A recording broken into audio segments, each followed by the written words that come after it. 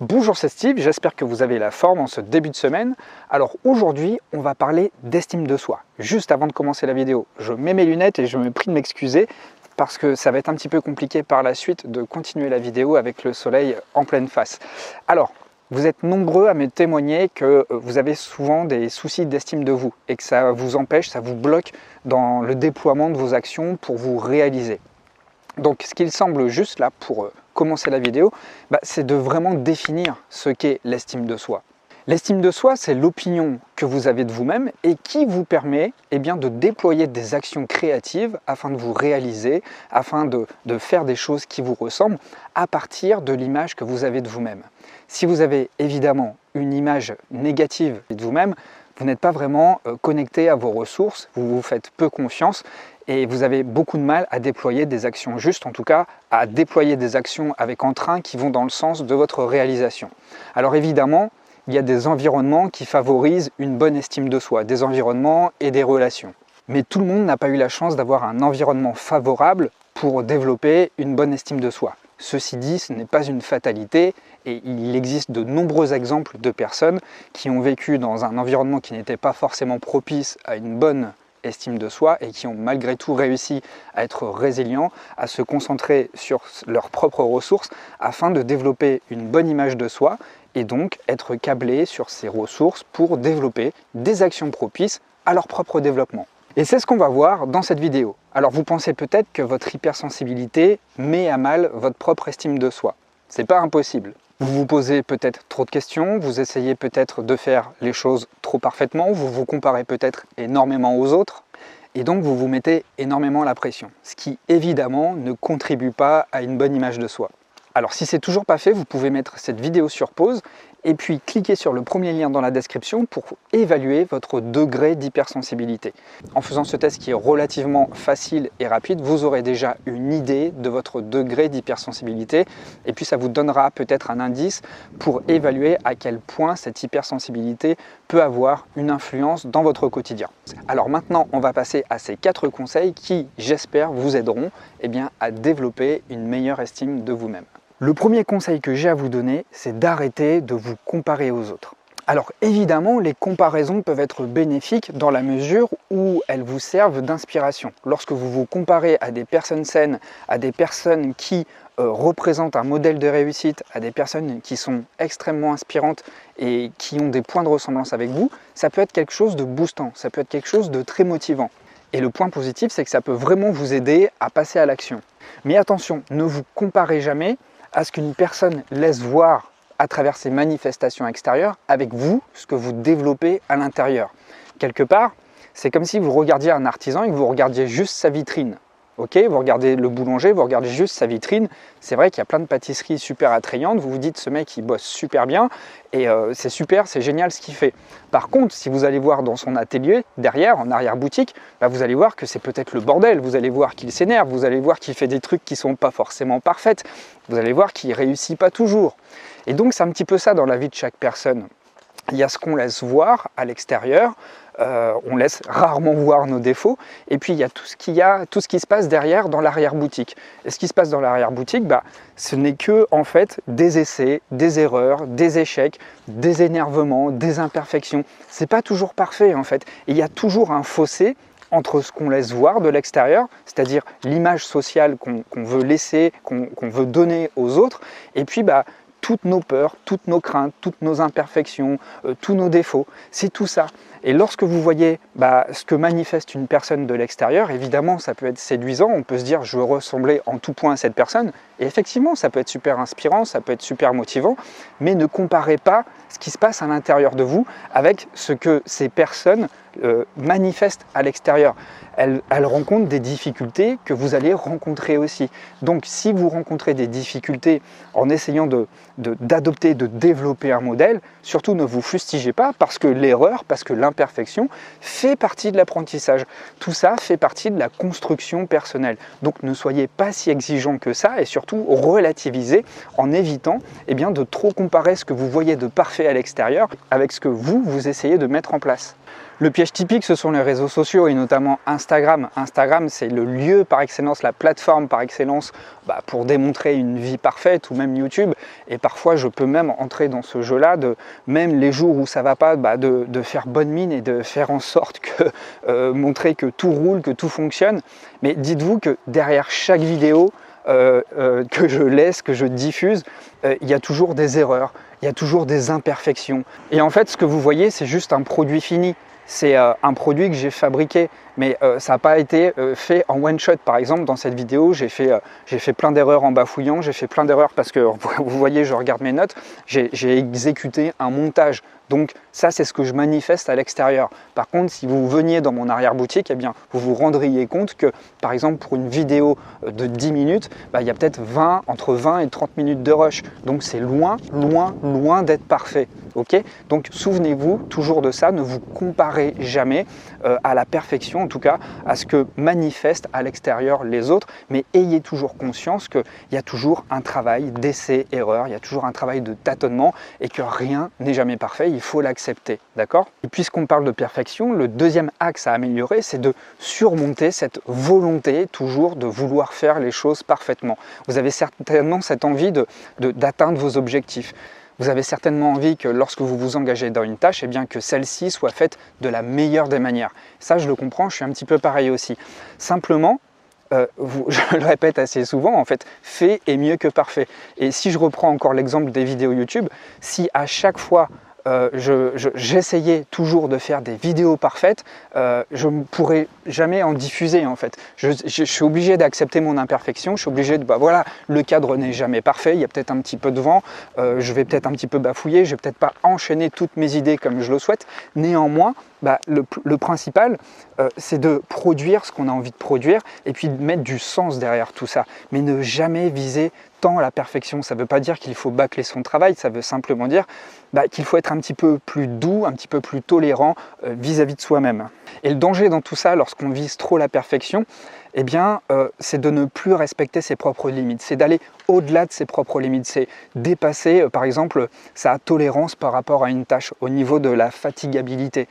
Quand on veut faire les choses trop parfaitement, on est amené à occulter complètement ses réserves d'énergie. Donc très important de toujours garder ça en conscience, parce que dès lors que vous ne respectez plus vos limites, vous allez ancrer une mauvaise expérience de votre travail sur une tâche. Et lorsque vous vivez une mauvaise expérience sur une tâche et que vous êtes amené à la reproduire par la suite, qu'est-ce qui va se passer? C'est que vous allez temporiser. Ça va donner lieu à de la procrastination parce que vous savez qu'un processus laborieux vous attend, parce que vous vous êtes mis la rate au courbouillon. En plus de procrastiner, ça va générer des pensées agitées, des pensées anxieuses, parce qu'à chaque fois, vous allez remettre en question vos capacités, votre aptitude à pouvoir réaliser cette tâche, parce que vous mettez la barrière trop haut. Donc soyez indulgent avec vous-même, soyez gentil avec vous-même, et puis je ne vous dis pas encore une fois de viser la médiocrité, néanmoins soyez juste avec vous-même et produisez un travail équilibré en visant des objectifs réalisables. C'est ça qui est vraiment important, en plus du sens que vous apportez. Le plus important dans les actions que vous mettez en place, c'est le sens. Est-ce que ce que vous faites est juste? Est-ce que ce que vous faites correspond à votre volonté de développement?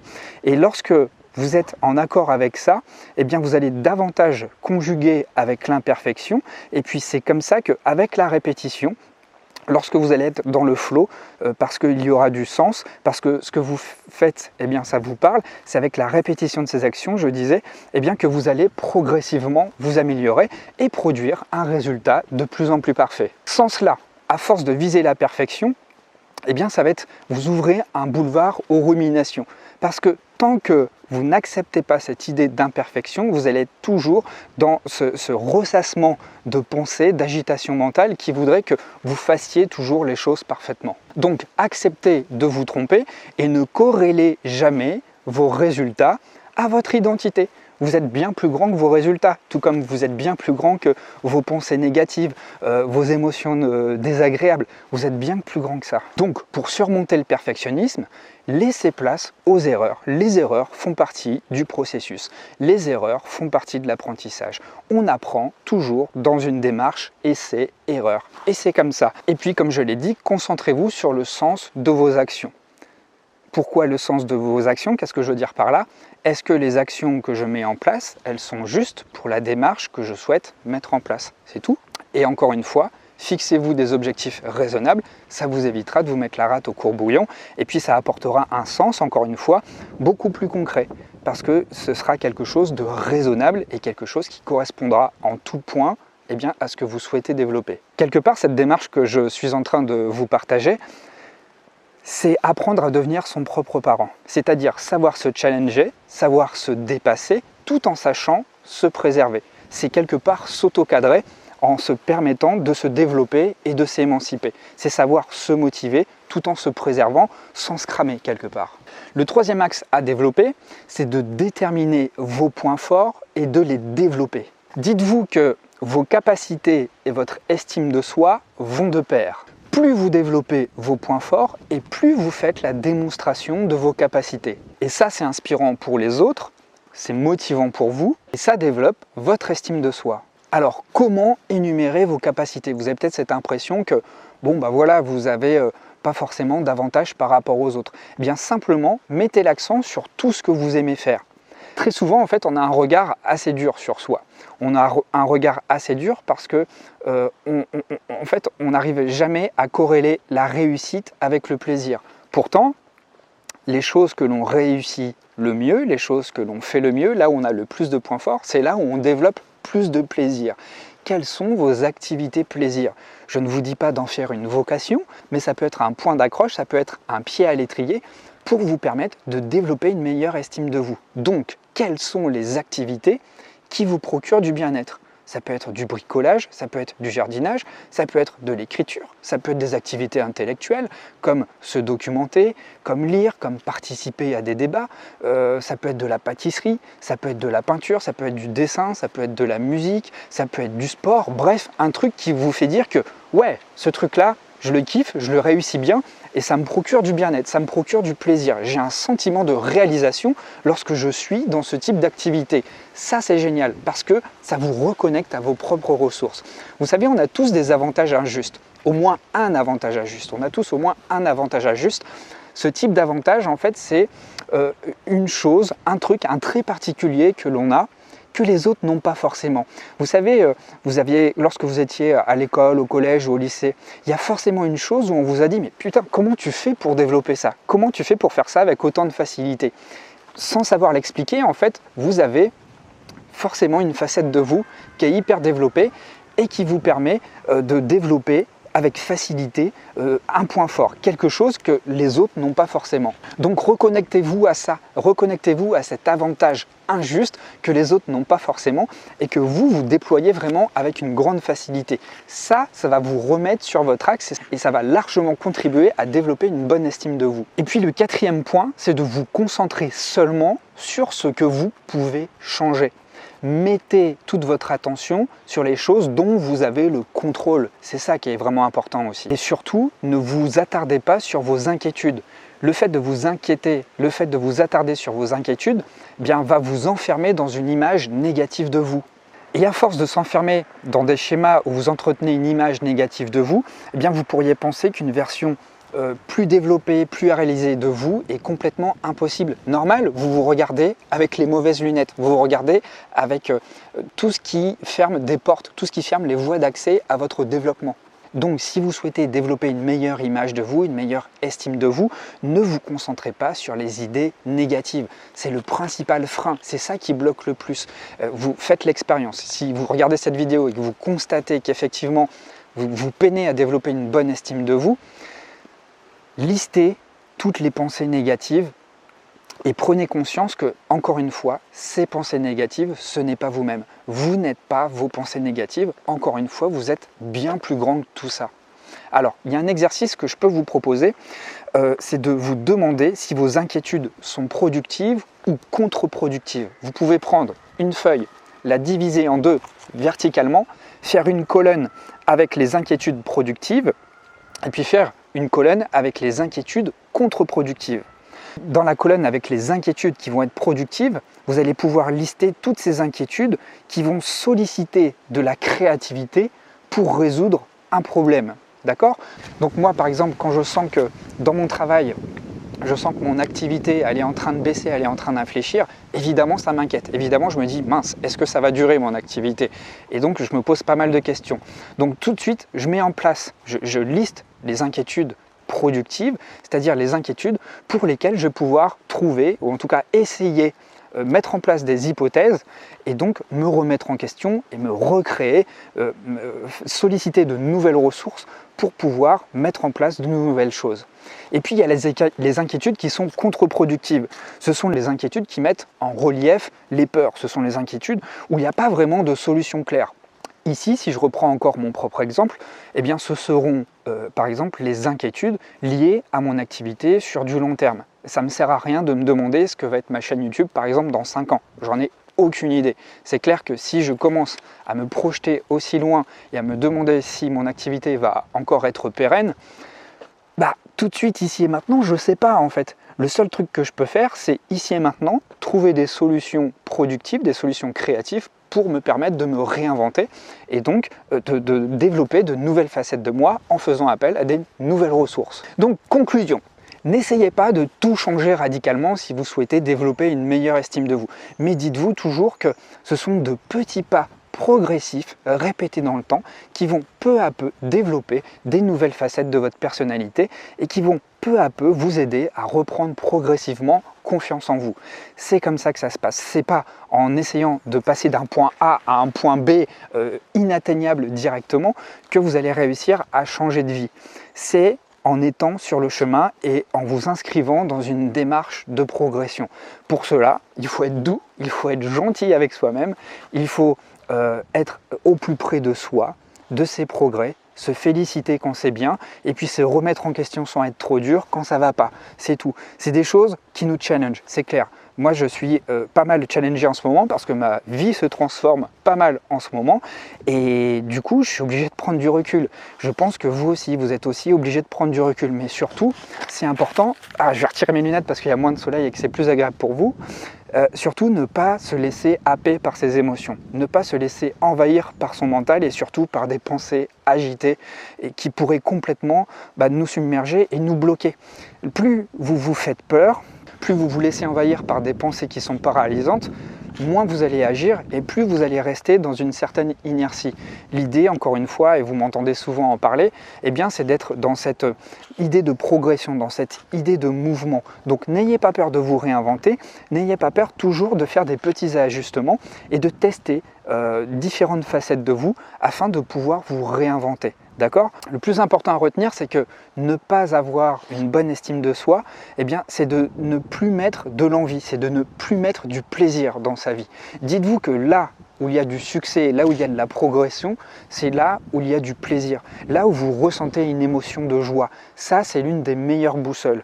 Et si vous pouvez vraiment utiliser votre hypersensibilité, justement, développer cette intelligence émotionnelle, où vous utilisez vos émotions comme indicateur, comme boussole, et repérez vraiment ici dans cette vidéo ce qui vous génère du bien-être, de la joie, de la détente, du détachement par rapport aux choses. Et c'est vraiment spécifiquement là que vous allez vraiment développer votre spot de vie, développer un espace de bien-être. Ce sont ces endroits, ces espaces, ces moments, ces personnes dans votre vie avec qui vous êtes bien. Ces activités également qui vous procurent du bien-être. Et on a trop tendance à occulter tout ça parce qu'on corrèle toujours la réussite à l'effort. Évidemment, tout est effort, on n'a rien sans rien. Simplement, des efforts dénués de sens, dénués de joie, dénués d'envie, de plaisir et de bien-être, ça n'a aucun sens. Ça n'a aucun sens. On est là pour se réaliser. Et je vous assure que dès lors que vous vous connectez à la joie, à la détente, à la sérénité, au bien-être, eh bien vous allez ouvrir une boucle positive. Vous allez ouvrir quelque chose de vraiment vertueux qui va amener d'autres nouvelles choses encore plus vertueuses. Voilà, j'espère que j'ai été suffisamment clair avec vous dans cette vidéo. Donc si vous voulez évaluer votre niveau d'hypersensibilité, vous pouvez le faire en faisant le quiz. Et puis si vous souhaitez un coaching avec moi, j'ai également mis le lien dans la description de la vidéo. Je vous remercie beaucoup, je vous dis à très vite, prenez bien soin de vous et puis soignez votre estime de soi.